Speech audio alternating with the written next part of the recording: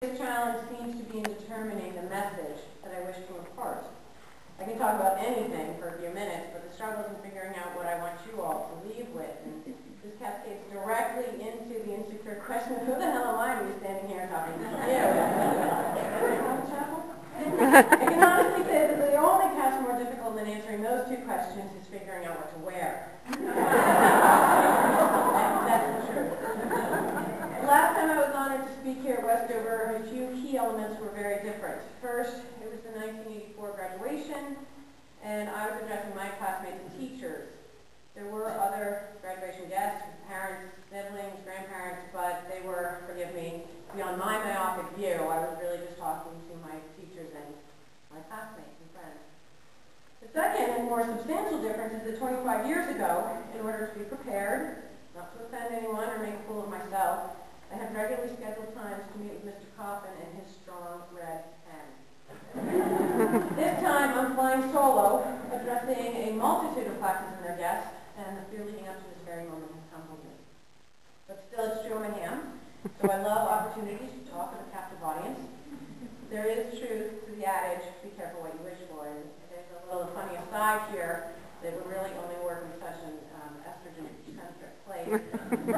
My youngest is 6 years old, Abby, and the other morning I was in admiring my puffiness in the mirror in the bathroom, and she sort of plodded in sleepily and went over to the corner where there's this very neglected, dusty bathroom scale, and she stepped on it, and she stood there, and I wasn't really aware of what she was doing, and she yelled in a rushing way, "Darn it!"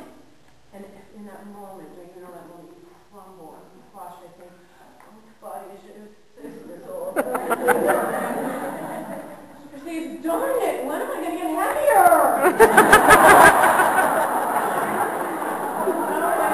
I said, oh, go, baby, go. We always want what we can't have.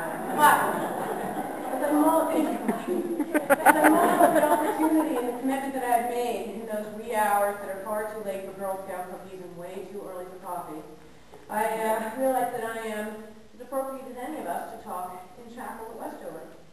I'm old enough to have had a strong balance of life events that have built me up and others that have crushed me to the ground.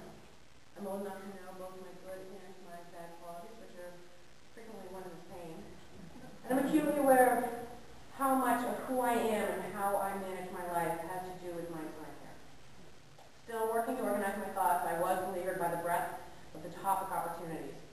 I could review the history of Westover in conjunction with milestones and notable historic events for women, but Lord Lyle has done this and written a book, so there you go. And, if you donate, I think it's about $100 to the annual fund. That's actually yours free.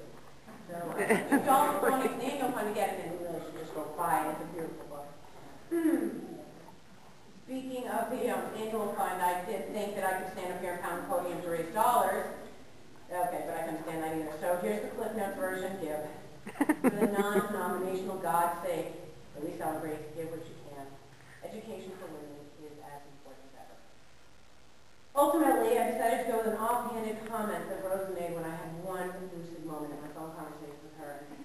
She had suggested, well, why not talk about women being and staying cutting edge? I mean, after all, it's the 100th anniversary of Westover. A selective, all girls, always respectfully,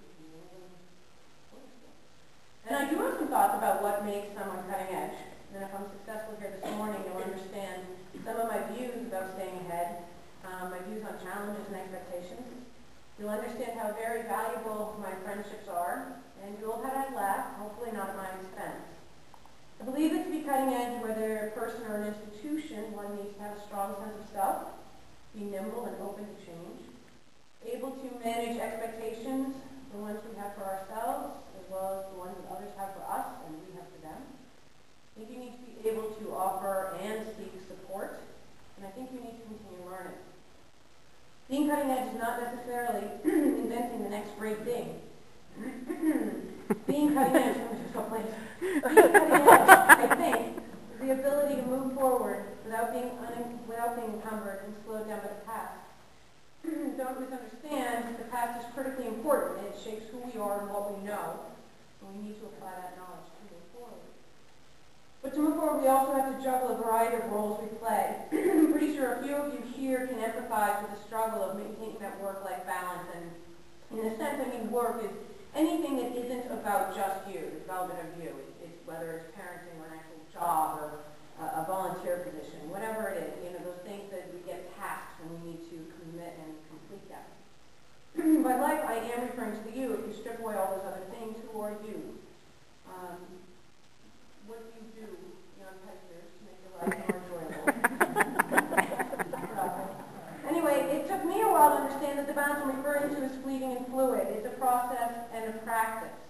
And the small victories must be celebrated.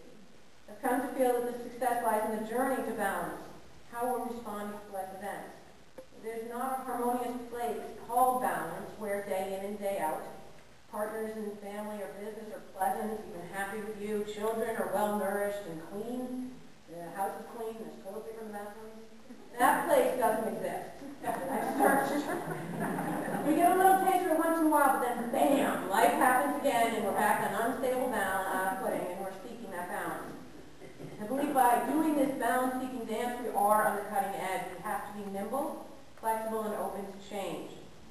It helps, in my humble opinion, to be clear about what we want versus what we need.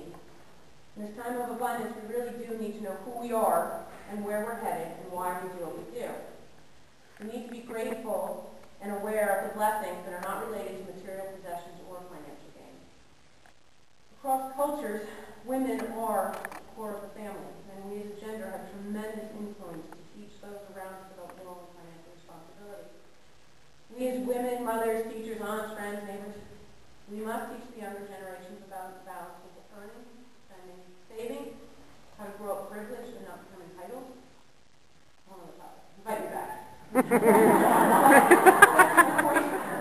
When life gets fuller and more demanding, we really need to be mindful of staying in touch with ourselves. We need to know what we do and why we do it. Otherwise, we're like an empty styrofoam cup flying around in the city. No real course. We'll wind up somewhere, but it might not be where we should be, where we could be. Just because I've been raised at podium time, I'm going to offer some thoughts about staying in touch with one's core self. But it's not as easy as it sounds. Every once in a while, you really have